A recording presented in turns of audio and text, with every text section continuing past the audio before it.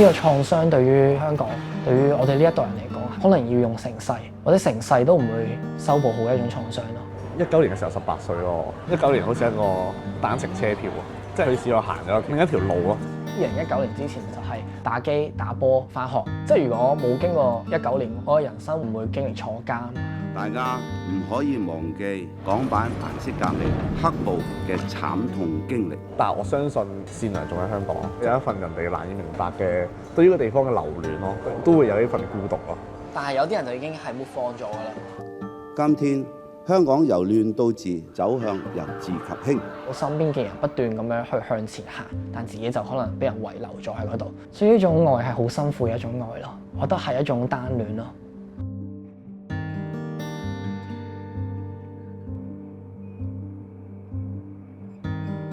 我係黃日戰，今年23歲。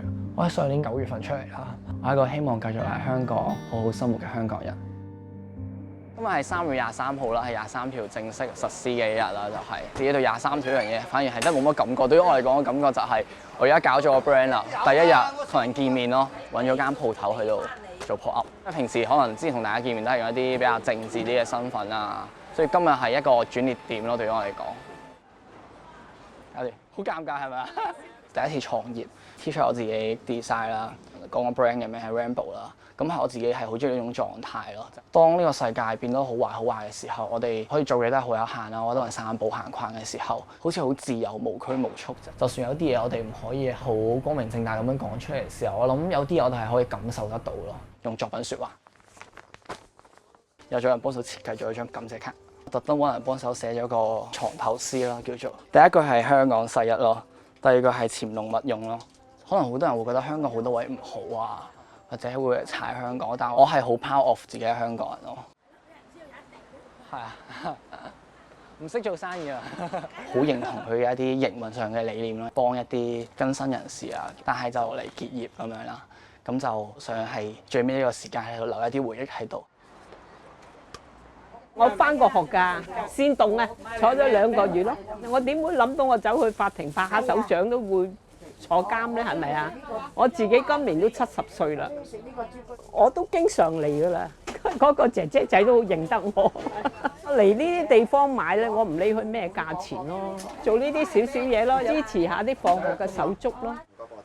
我想象中差唔多咯，就係香港人就係中意黑色嘅衫多啲咯，已經賣晒咯2-3個鐘。咁啊，心情係好唏噓，但係都好感恩咯。我覺得而家呢一刻嘅香港政治環境係好嚴峻啦，大家越嚟越無力嘅時候，可能更加需要睇下我哋身邊仲有邊啲人同行緊咯。我覺得呢個地方，即係我自己都話，我今日唔係想嚟賣衫啊，最緊要喺呢個位可以見一見大家咯。2019年之前就係打機、打波，然後返學，每日都係咁樣咯。因為呢個社會運動咯，反修例事件，先開始去留意身邊發生咩事，然後就參與咗人生嘅第一次遊行咯，6月9號。係俾嗰種力量去震撼到自己咯，係顛覆咗自己對於呢個香港嘅想像，即係大家都願意去放棄一啲事情去追求一啲事，覺醒其實係一瞬間嘅事咯。即係6月10號、11號就已經響緊罷課咁樣咯，嗰陣時放快，我都記得係朝早考試咯，即係晏晝就出咗去咯。即係如果冇經過19年嘅話，我覺得即係唔會經歷坐監，唔會經歷一啲分離，唔會去搞呢個組織。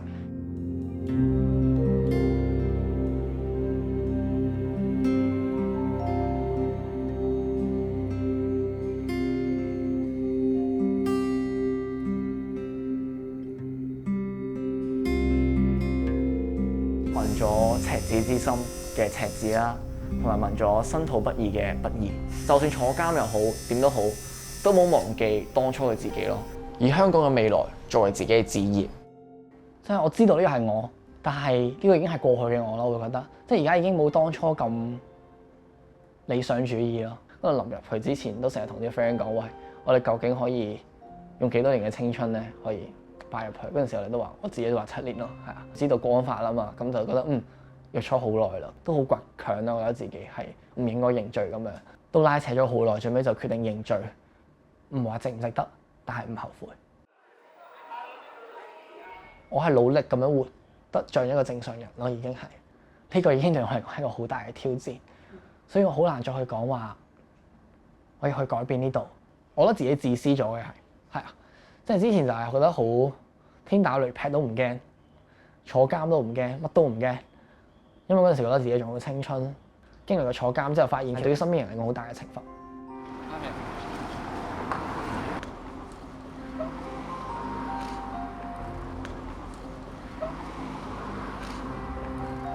呢張係我出嚟嗰日之後啲朋友幫我整嘅一張卡咯。呢個應該係臨入去前冇耐，因為細個時候都冇分界，都好感觸啦，一種久別重逢嘅感覺。即係呢個係小學咯，勁核突呢張。同埋對於嗰刻嘅我嚟講，都係經歷完2年嘅離別。上面嗰句歌詞就係再見面嘅一種約定咯。行過去攬佢嘅時候咧，即係我同佢講話，我哋真係冇試過咁耐冇見咯。識咗之後咁樣，我嗰陣時就係基本上唔會多過3日唔見咯，係即係俾我感覺就係呢班就係冇血緣嘅家人咯。坐上囚車嗰一刻，我隔離阿 Sam 咯，係我坐窗邊，佢同我鎖喺同一個扣咁樣。架車係駛出法院嘅時候，見到好多熟悉嘅人就係送車人嗌我嘅名嘅時候，就嗰刻真係喊咗咯。我係流晒鼻涕，喊到係嗰阿 Sir 叫我哋喂唔好喊啊，唔好望出邊咯，叫我哋。之後嗰陣時嗰下就依然都堅持望出邊咯，即係見到自己嘅朋友卡仆低咗，嗰下係好感動。之後分開咗唔同間房之後咧，我哋就寫信咯。嗰陣時會互相寄聖誕卡咯，寄生日卡俾佢啊，希望佢覺得就算我哋隔幾遠，我哋都會記得大包咯。佢話翻工幫手搬嘢同埋 pack， 主要係 pack 箱咯，即係有啲客就要移民或者搬屋，咁就將佢屋企啲嘢就 pack 喺箱入面，就方便其他同事搬走咁樣。你試下，我唔識單手咯。係我而家其中一份 part time。現實啊，係啊，呢個現實嘅問題咯，即係好多工都翻唔到啦。呢份工係接納我呢啲更新人士咯。二嚟可能大家都有住好多同樣嘅經歷。係喎，23歲，23歲啊！師母成。我啲朋友02年都畢業啦，佢叫我影畢業相啦，知唔知？出去做嘢啦。19年嘅時候18歲咯，嗰陣時中6咯。我嗰陣時仲幻想自己5年後嘅自己就應該上到 U 大學畢業㗎啦，咁樣就可以揾份工作㗎啦，咁樣去做㗎啦。但係到5年後嘅今日，2個品都未讀，仲要未知嚟緊有冇書讀喎。9歲嘅時候被逼參加過一次落緊雨嘅7·1遊行，我嗰陣時係好唔開心啊！即係曾經屋企人係有帶過我去雨傘行佔領區，都完全冇乜感覺㗎。嗰陣時係19年好似一個單程車票啊，即係呢個單程車票係驅使我行咗另一條路咯。如果冇19年呢啲事嘅時候，我應該會做一個比普通更普通嘅香港人咯，就係嚟山咯，純粹就係求安穩咯。本身台灣嗰邊讀書收咗我㗎啦，去到同啲中學同學去揀樓啦，之後。但係最後都話我唔去啦，咁樣臨尾之後就 reject 曬嗰邊嘅所有嘢啦。但係我係冇令到自己任何一刻係後悔咯，即係無論係留低嘅決定，無論係知道自己要面臨牢獄嘅決定，我都覺得係無悔咯。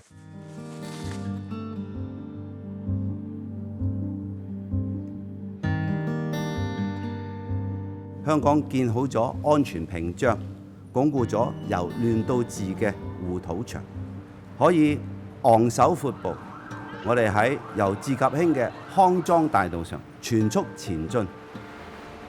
變化其實好大咯，我少咗好多朋友離開晒香港咯。喺出邊呢個社會氛圍咧，我哋好難見到同路人，入邊咧係最多同路人嘅地方咯，即係都會有呢份孤獨咯。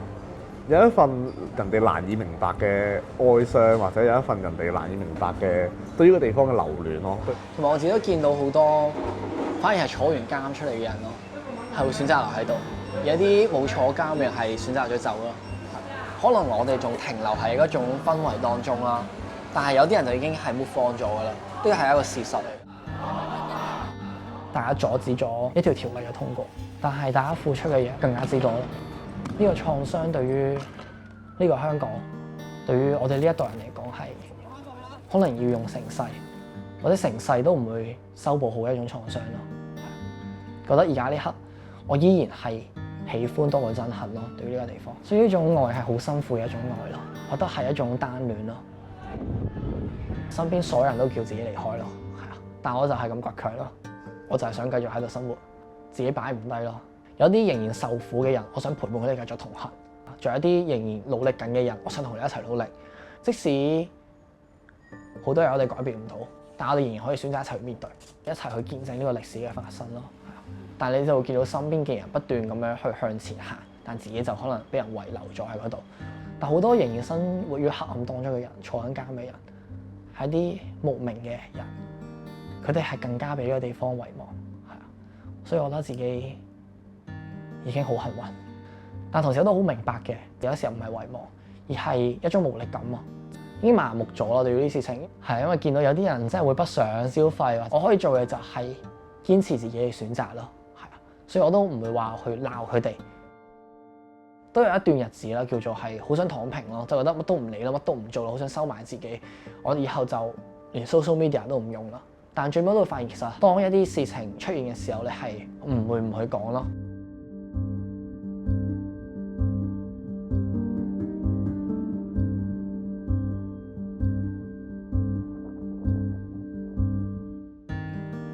我哋經過法庭嘅審訊，已經定罪嘅時候，已經俾人剝奪咗一個人生嘅自由嘅時候，我哋係咪仲要經歷一啲肢體嘅暴力或者精神嘅折磨咧？朋友或者屋企人都係唔支持我講出嚟，佢哋都好驚我可能要承擔一啲後果。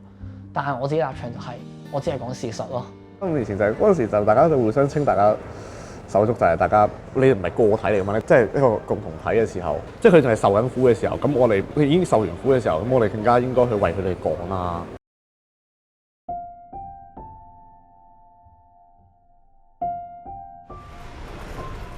因為有50張單咯，咁啊一個人搞好麻煩嘅，當然麻煩啦。例如搬呢啲嘢嘅時候，可能有多個人隔離睇住傍住會好好多咯。但係我覺得呢個時勢都係自己做好啲，因為你淨係諗自己啫嘛，你唔需要諗其他人嘅安全，或者如果同其他人一齊做嘅話，就係好多嘢一齊承擔、一齊面對咁樣。就算你係做生意啫嘛，咁都可以例如有啲咩詐騙啊、洗黑錢嗰啲噶嘛。大環境都係比較高壓㗎啦，自己去承擔風險會好啲咯。我聽日仲會繼續咁樣去生活，你聽日係會再坐翻監，我嘅未來會變成點樣咯？我都唔敢去想像。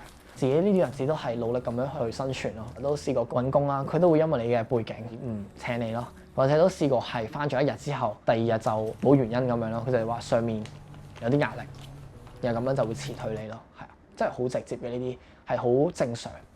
呢個時代政治犯會面對一啲處境，自己係同一代人係有少少脫節嘅，我覺得。例如你想開一個銀行 account 咁樣，你都要好多阻滯啦，都要揾邊啲開到邊啲開唔到啦。只係普通咁樣同朋友出街或者想去個旅行咁樣，都唔知會唔會有人會跟住你望住你。生活當中好多小事情，每一刻都係困難。